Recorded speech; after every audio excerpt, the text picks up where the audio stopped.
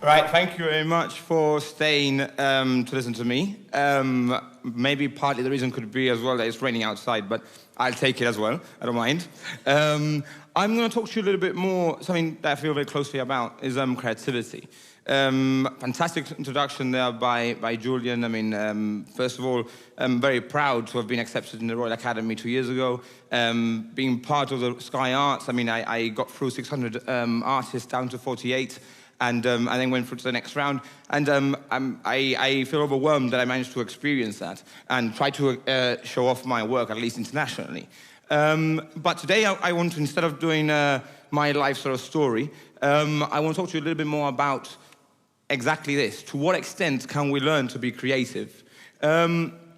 Basically, I mean, what is creativity? I mean, we tend to sometimes talk about how I'm not good at art, or no, that I've never been really good at drawing, etc. And it's something that it's a myth, because creativity is different to normal, in inverted commas, normal intelligence. You've got normal intelligence and creative intelligence.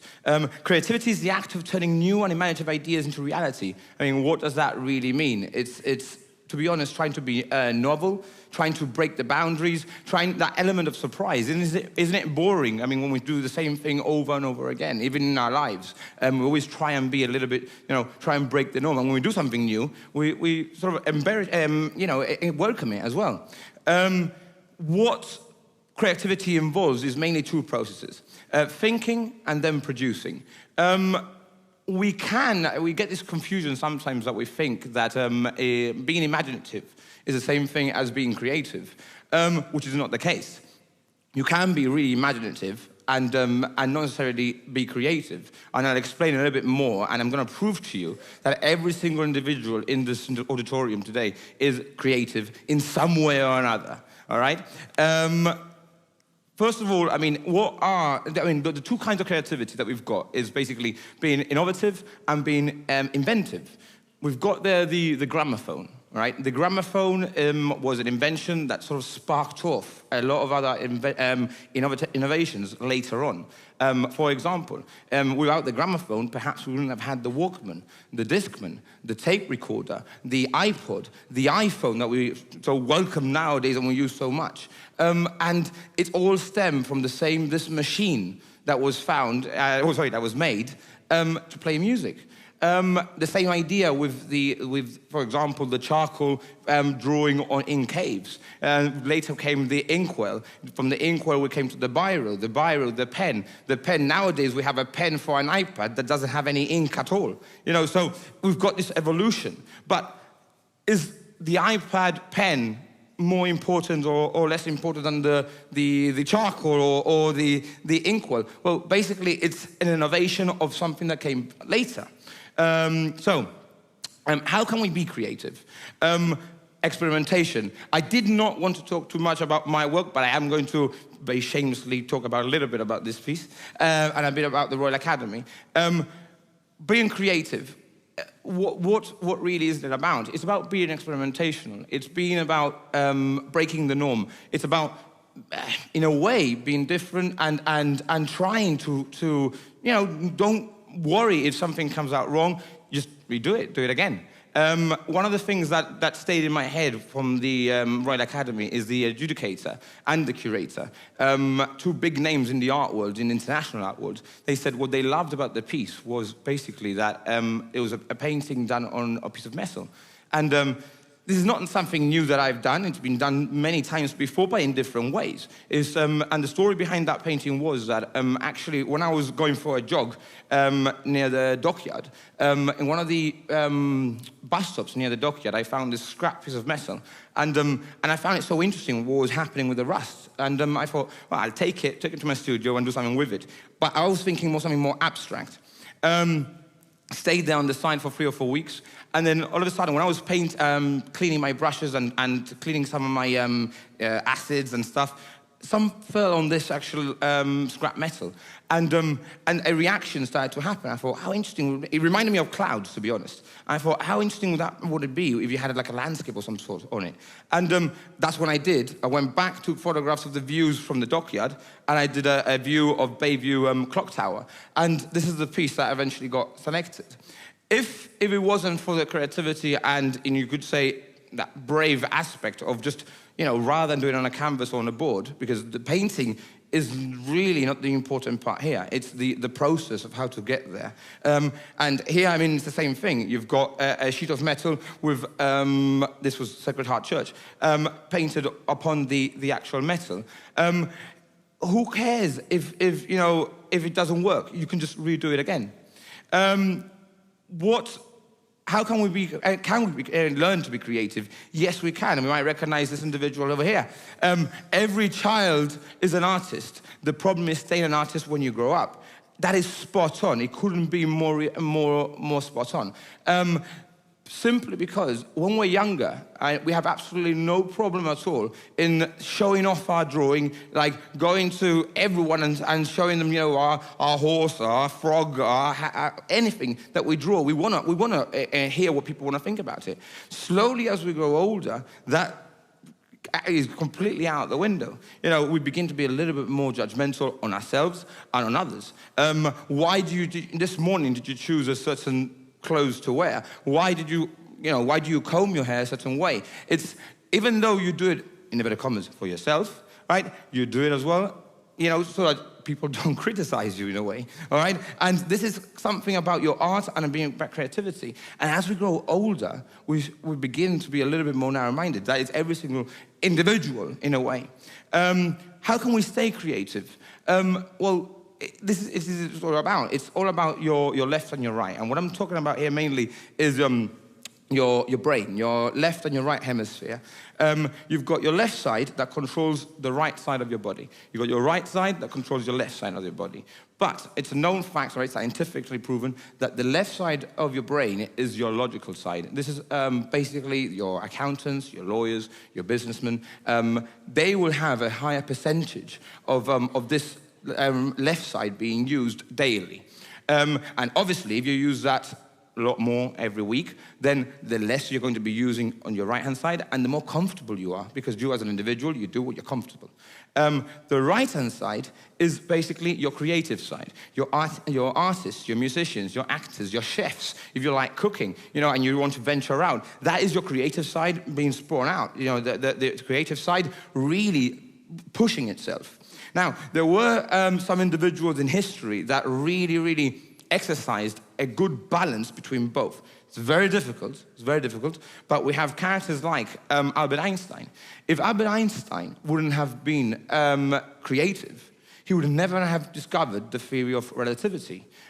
It was his creative side that pushed the logical side, because at the end of the day, he was a very intelligent individual. But it was that balance that actually created, helped him discover this. We had Da Vinci. Da Vinci, we're talking about this late 1400s, 1475. There's a lot of memoirs. He used to, doodle and sketch quite a lot. And there's a drawing that he did of this machine, this vehicle, and with two propellers on top of the vehicle. We're talking about at the end of the 1400s. He called it the Securis. Securis is the Latin word for the chopper. So he was already talking about something like a helicopter. And then we got Michelangelo, Michelangelo had the spatial awareness of, out of this world. I don't know who's been to Rome and who's seen La Pietà. La Pietà is a wonderful, it's not life-size, it's bigger, sculpture of Lady Magdalene with Jesus Christ. And to create that piece is absolutely ridiculous. So you have to be really forward-thinking. So we've got these three individuals. How do you keep yourself intact? Well, we've got something called brain gyms, all right? Now, the brain gym is something that is an exercise that a lot of big companies do. Virgin, O2, Apple do it a lot to keep keep people fresh, right? Now, you do a brain gym subconsciously all the time anyway. When you're on the phone and you're speaking to someone and you're doodling, all right? You're doing scribbles, that is basically a brain gym already. You're doing something in the physical that is different, all right? And is not in comparative to what you're doing, for example, when you're over the phone. And it may not necessarily be linked. Right, today we're going to do a little bit of a brain gym, all right? I've got some scared faces I see out there. Basically, you all were very kindly given a piece of paper and a pencil. What I would like you to do is just have that in front of you. You can lean on your booklets, on your brochures. And what you're going to do is you're going to follow my instructions. You will have 6 points to follow, all right? You're going to be very timed as well. So basically, the pressure's going to go on you guys now as well. The first thing I would like you to do is draw a house. Now, it's up to you how you draw that house, okay? You've got a couple of seconds. I'm giving you like 10 seconds, let's put it.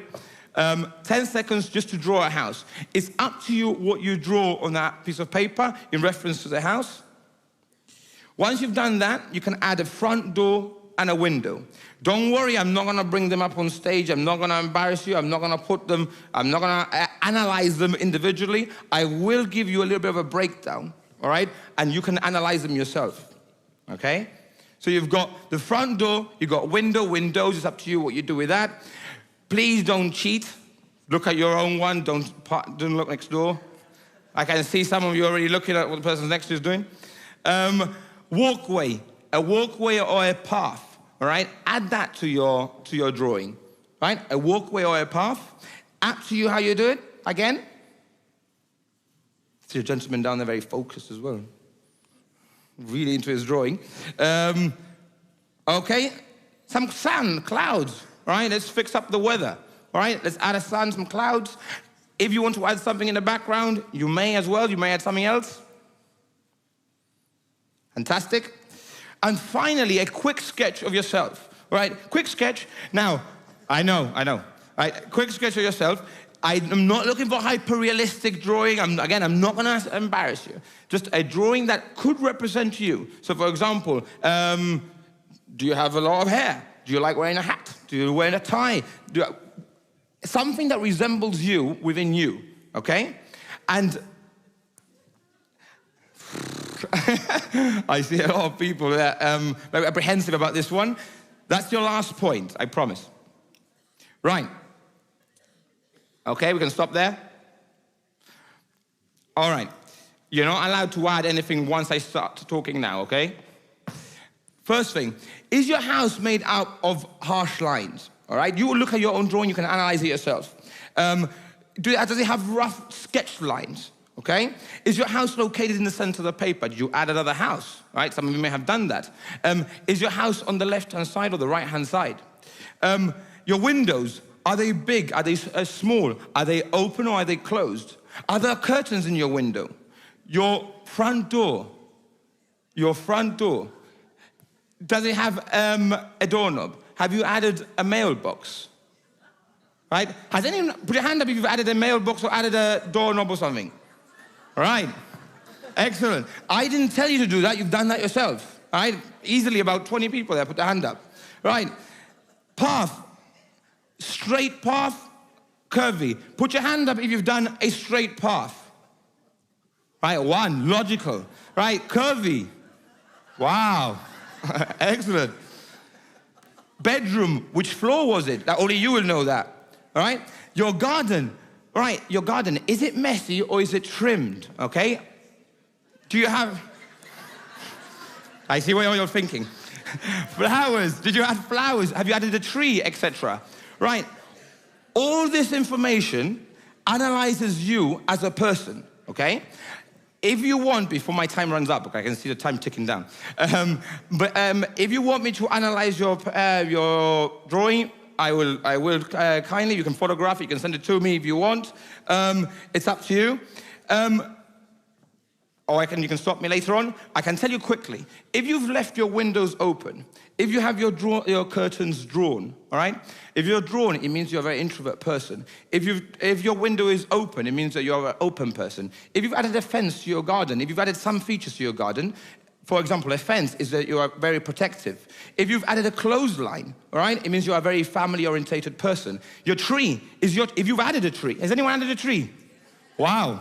Right, if you've added a tree, if your bark is quite big, it means you have a big ego, right? If you have a small bark, it means that you're an introvert, all right? It's details on your house roof, right? Anyone added tiles or anything like that? Chimney, right?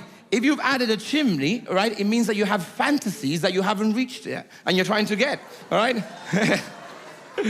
Yourself, have you given yourself a big hairdo, all right? If you have, it means that you think quite large of yourself, all right? If the list goes on, moral of the story, you've all interpreted your drawing in your own individual way. And that has shown that you can be creative. And at no point now, in the last 4 minutes, you've thought about, right, what am I going to do after GibTalks? What am I going to cook tonight? Who do I need to pick up? You are focused completely in your right-hand side of the brain. And that is basically proving that you can be creative. Thank you. Thank you very much, Karl Ullger. Karl, this is what I came up with. What does that say about me? Royal Academy. Royal Academy material. Thank you very much, Karl. Thank you. Thank you.